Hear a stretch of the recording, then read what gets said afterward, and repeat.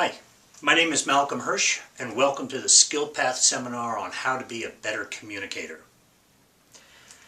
Skillpath and I appreciate the fact that you've taken time out from your busy schedule to join us today.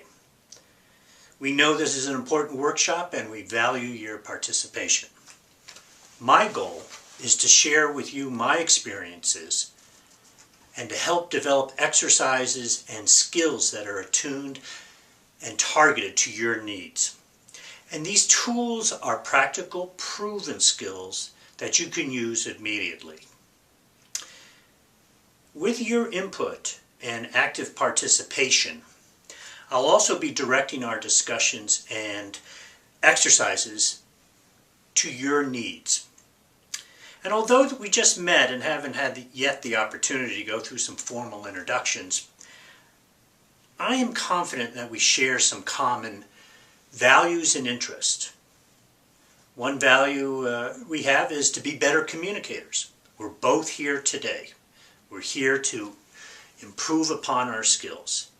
Another interest is that we recognize that strong, effective communication skills can help us in our personal life, in our professional careers, and we are motivated to be better communicators.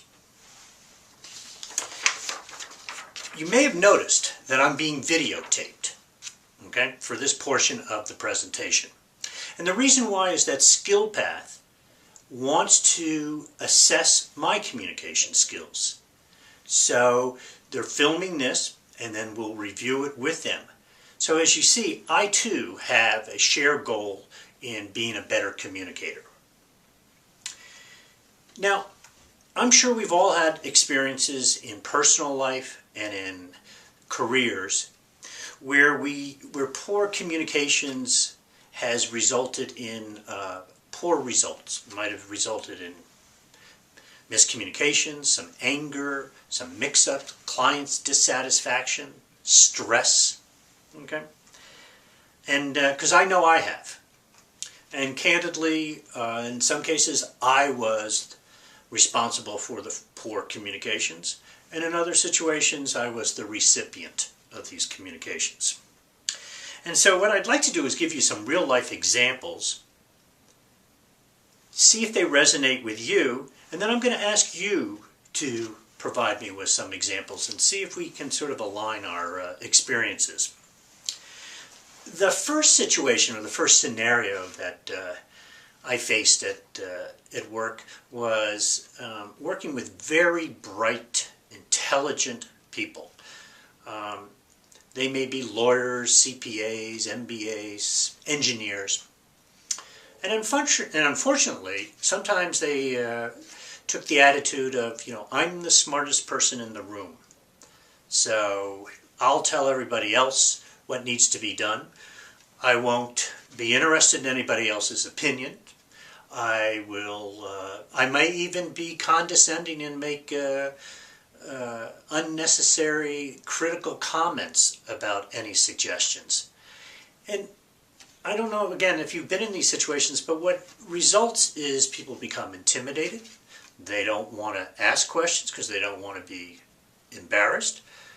People who are on the teams don't want to be on those teams anymore. They're a waste of time. You find some of your best resources spending time trying to avoid any future involvement. Those are poor communication skills. Even though our colleagues are bright and intelligent, they're poor communicators.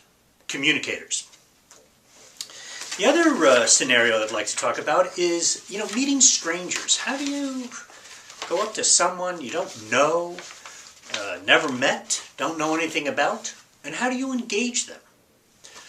I was in communications at Mercer. I was responsible for making presentations, making prospecting calls, doing a number of managing an exhibit booth. So it put me in situations where I would be among strangers.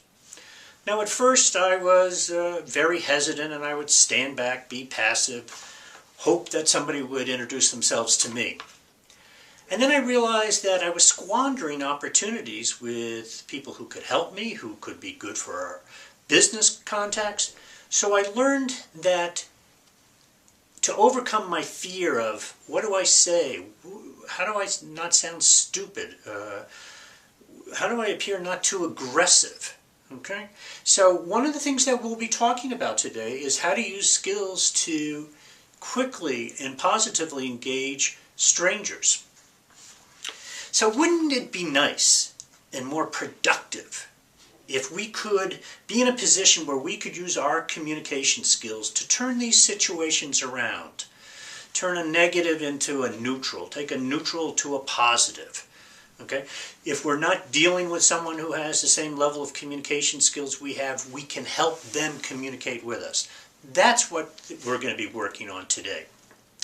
And what I'd like to do now is sort of ask for your participation and your input.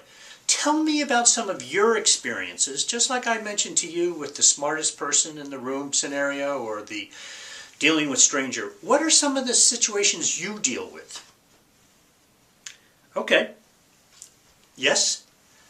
Okay. Let me see if I play it back and make sure I understand it. These are people that talk at you, not with you.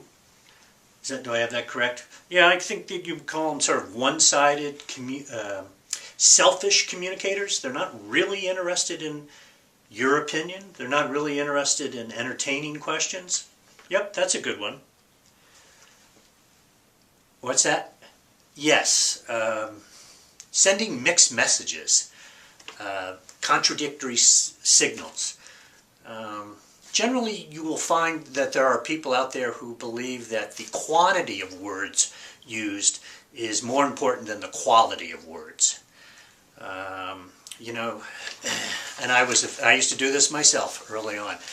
You know, if you don't know the answer, just talk fast and furious and hopefully something will stick. Well, it's very hard to be on the receiving end of those types of messages. Well, thanks for your input. And I appreciate it. It's going to help me craft today's agenda and priorities, focused again towards your needs and experiences. And it'll be valuable as we go through the day. So let me continue with part of the introduction process here and tell you briefly a little bit about myself. As I mentioned, my name is Malcolm Hirsh. I live in Denver, Colorado. Prior to living in Denver, I lived in Boston, Massachusetts. I spent the majority of my career in global consulting, global HR consulting. I was a senior communications consultant.